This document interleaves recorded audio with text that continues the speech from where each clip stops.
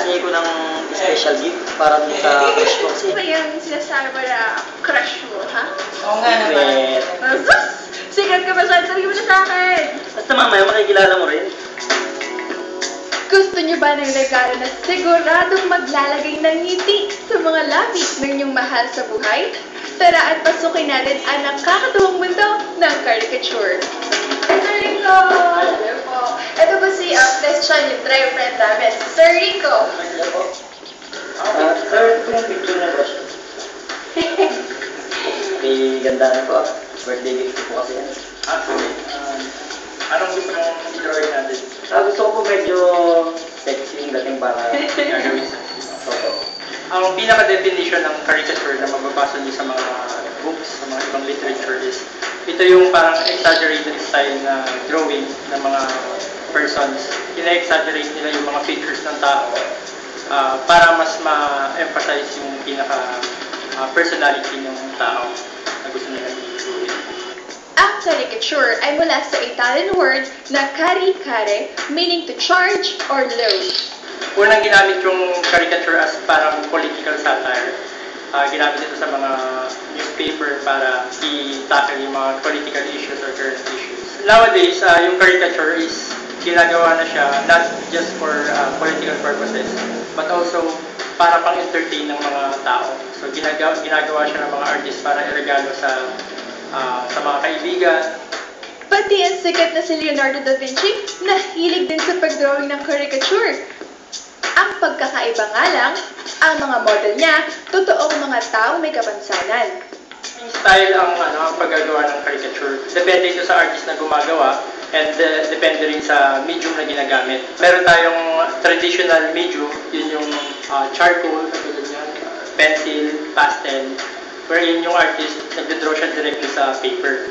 Meron din tayo yung digital caricatures, kung saan yung artist dinodrawing niya muna sa computer, and then anytime pwede siyang gumawa ng mga revisions, saka natin i-print out sa paper. Sir JR, let's proceed na sa ating one-on-one tutorial sa paggawa ng caricature drawing. Titignan muna natin yung shape ng kanyang nipa. So ang first step po ng pag-layout nito is gagawa muna tayo ng bilog. Kahit hindi siya bilog na bilog, pwedeng oblong mo rin. Sa pangalawa naman po, hugis na natin yung kanyang, kung ano yung hugis ng kanyang buhok. Alamin naman natin ang technique na ginagawa nila para maging proportion at facial feature ng caricature. Pero titingnan nyo pa rin kung balanse yung tainga at saka yung pinaka... dapat yung sukat ng doon, hindi dapat sukat ng doon, parang may pattern. Saka sa ilong naman po, ganun din po. Katapat ng tainga yung bibig, sulitin yung bibig, at yung ilong po is medyo gitna ng tainga. Kuya JR, ano yung essential part or piece ng isang caricature na hindi po pwedeng mawala? Importante dyan is yung babagay mo yung mukha sa kanyang katawan. Kung paano mo siya magiging gawing caricature na nakakatawa, yung parang wacky. Kaya tinatawag nila na unique talaga ang caricature. Gawin na natin ang katawan ng ating caricature! Bakit? Nakukuha nila yung facial features at saka parang hindi kamukha talaga yung mga model or yung mga subjects nila yung nila. Para maging kamukha is tatlo lang. Kailangan makuha mo expression ng mata, hugis ng ilong, at saka yung bibig. Yun lang. Pagka nakuha mo na yun is kahit medyo baligo yung kanyang isang face niya, or katawan, kahit napakapangit, is basta makuha mo yung tatlo na yun. So tapusin na po natin ito.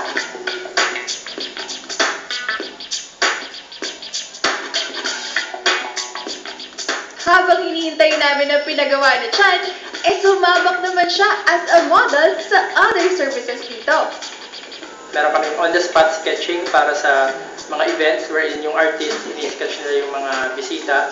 It only takes 5 to 10 minutes to finish a single sketch. Christian, ito na yung pinapag-drawing mo para sa crush mo. Ay, ito, ganda-ganda mo talaga. Hindi naman masyado. Sana magustuhan mo to. Sobrang magugustuhan ko yan. Siyempre, sana magustuhan mo rin ako. Ayaw. Tingnan mo. You don't mind. Hindi na